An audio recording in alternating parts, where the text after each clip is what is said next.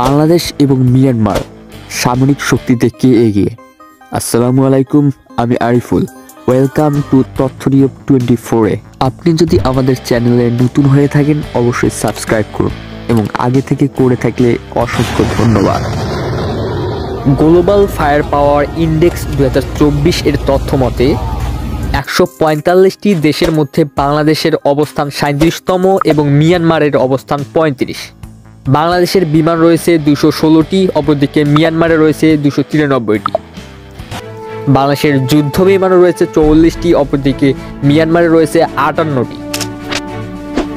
Helicopter বাংলাদেশে রয়েছে 73টি, অপরদিকে মিয়ানমারে রয়েছে 80টি।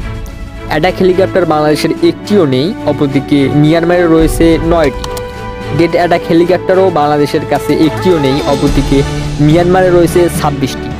দুই দেশের সৈন্য সংখ্যার পার্থক্য: সক্রিয় সেনা বাংলাদেশের রয়েছে 1,63,000, অপরদিকে মিয়ানমারে রয়েছে 1.5 লাখ সক্রিয় সেনা। রিজার্ভ সেনা বাংলাদেশের একজনও নেই, অপরদিকে মিয়ানমারে রয়েছে 20,000।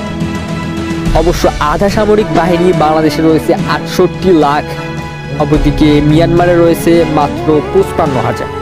প্রতিরক্ষা খাতে বাংলাদেশের বাজেট $700 কোটি, অপরদিকে মিয়ানমারের বরাদ্দ $277 কোটি।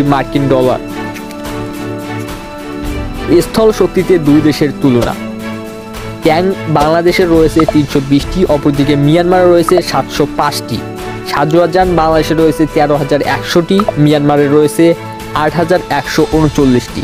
স্বয়ংক্রিয় আর্টিলারি বাংলাদেশের রয়েছে 27টি, মিয়ানমারে রয়েছে 215টি। 437টি টোয়েড আর্টিলারি রয়েছে বাংলাদেশের, অপরদিকে মিয়ানমারে রয়েছে 1,868টি। 71টি মোট রকেট প্রজেক্ট রয়েছে বাংলাদেশের, অপরদিকে মিয়ানমারে রয়েছে 586টি। দুই দেশের নৌশক্তি: যুদ্ধজাহাজ বাংলাদেশে রয়েছে 217টি, মিয়ানমারে রয়েছে 227টি। দুটি সাবমেরিন রয়েছে বাংলাদেশের, অপরদিকে মিয়ানমারের সাবমেরিন সংখ্যা 3টি।